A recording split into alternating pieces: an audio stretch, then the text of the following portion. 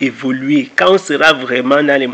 Quand tu vas partir comme ça, tu vois que ce que tu as à main, ça suffit seulement pour un repas et tu n'as plus rien. Tu dois encore faire peut-être un 3-4 jours. Ça sera dur, hein? Ça sera très dur. Donc cette exhortation vraiment c'est à prendre au sérieux, que le Seigneur nous soutienne et que le Seigneur nous équipe surtout.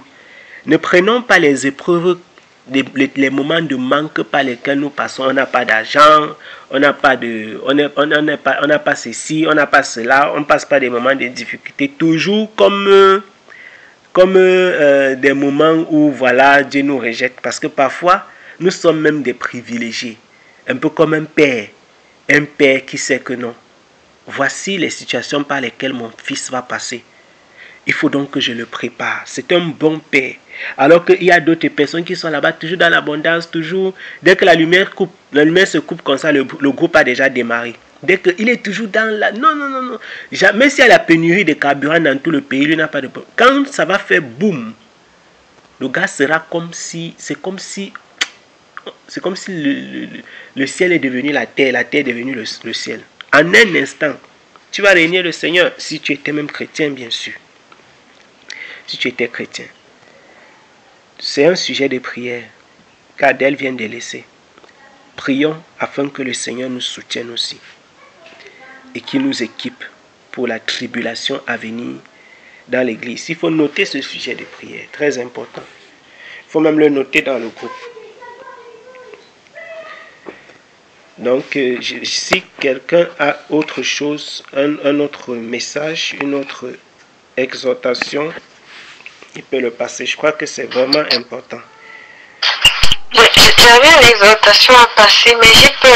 Il y a des voisins là qui sont en train de faire des bruits. Et donc, j'ai peur qu'en parlant, là, ils vont commencer ça. Je ne sais pas quel appareil ils sont en train d'allumer chez eux. On dirait que... Bon, tu peux y aller quand même. Je ne sais pas quoi. D'accord, c'était dans Proverbe chapitre 4, verset 23. La Bible dit ceci. Garde ton cœur plus que toute autre chose qu'on garde, car c'est de lui qu'on procède les sources de la vie. Amen. Donc, je voulais juste faire une courte exhortation par rapport à ce texte que j'ai encore lu ce matin et qui m'a encore interpellé. La Bible demande de garder notre cœur plus que toute chose.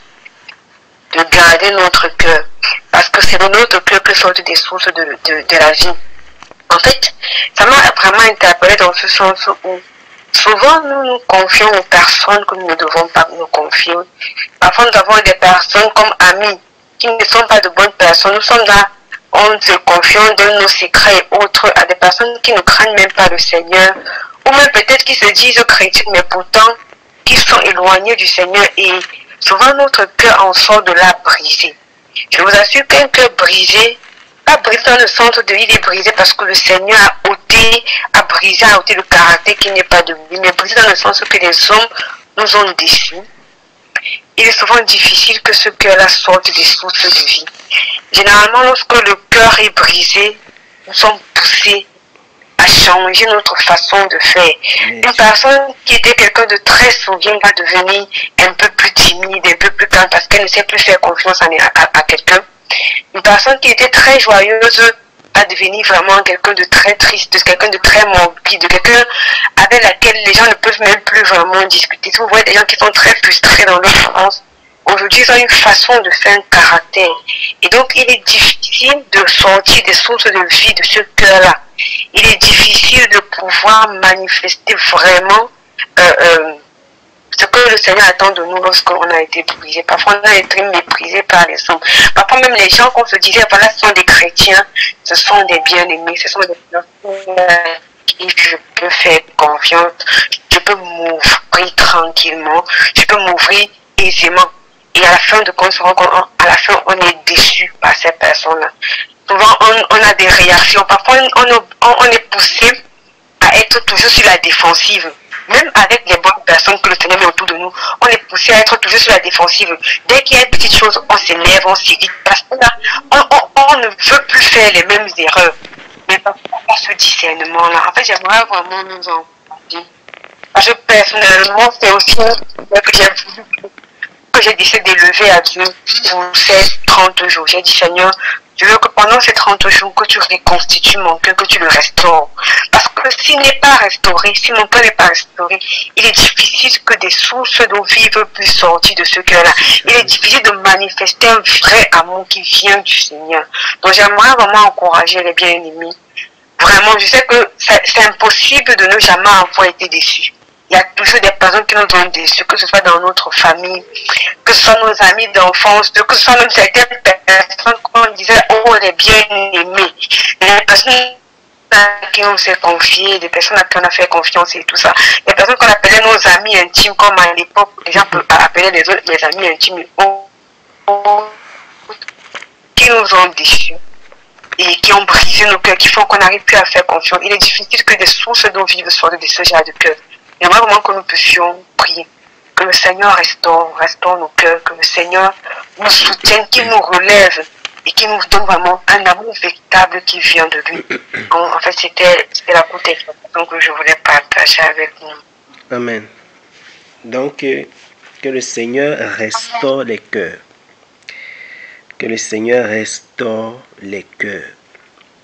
Exhortation et sujet de prière. Exhortation et sujet de prière.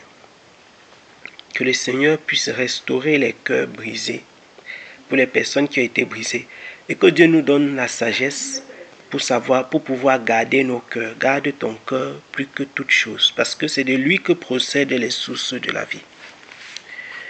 Un cœur qui est joyeux, il proclame la bonté, la joie en question, le bonheur. Mais un cœur brisé, affaibli, meurtri, trahi, il proclame la crainte, le doute, la peur, la distance. Il faut le reconstituer. Que le Seigneur nous accorde la sagesse. Vraiment. Je crois que c'est vraiment nécessaire. Ce sont des sujets davantage que nous récoltons comme ça pendant ces moments et qui doivent faire l'objet d'une étude sur le plan personnel, que chacun d'entre nous puisse encore prendre ces sujets et puis pouvoir les examiner par rapport à lui-même. Peut-être tu affiches un comportement, souvent les gens se plaignent de toi, oh, merveille, tu es comme ça, oh, Olive, tu es ceci, ou bien grâce. Peut-être parfois tu affiches un comportement, on te dit non, Gaël, Adèle. Peut-être les gens disent non, tu as fait ceci, tu as fait cela. Et normalement, toi dans ton cœur, tu te dis que non. Le comportement, si ce n'est pas un comportement anormal, c'est un comportement simple, il n'y a aucun problème à ça. Mais en réalité, ce qui se passe, c'est que derrière ce comportement que tu affiches, il y a une position qui, je veux dire quoi, c'est le résultat d'un cœur brisé. Parfois, nous ne savons pas. Parfois, les actes que nous posons, ce n'est pas que nous voulons ouvertement être méchants ou mauvais, mais c'est que comme ton cœur a été brisé, tu affiches ce comportement-là involontairement. Et donc, si nous avons le temps de nous examiner, on peut peut-être sortir, reconstituer, aller devant le Seigneur pour dire, j'ai vécu telle chose dans mon passé qui m'a détruit, qui m'a transformé négativement. Je voudrais que tu me reconstitues. Et là, quand on connaît un problème, on peut davantage chercher la solution. Mais quand on ne sait même pas que le problème existe, il est difficile d'entrevoir une quelconque solution. Et là, on reste devant le Seigneur pour qu'il nous façonne, pour qu'il nous reconforte, pour qu'il nous soutienne. Que le Seigneur puisse davantage se manifester encore et qu'il puisse nous accorder cela pour la gloire de son nom. Amen. Donc, Amen. Je ne sais pas s'il y a autre chose à dire.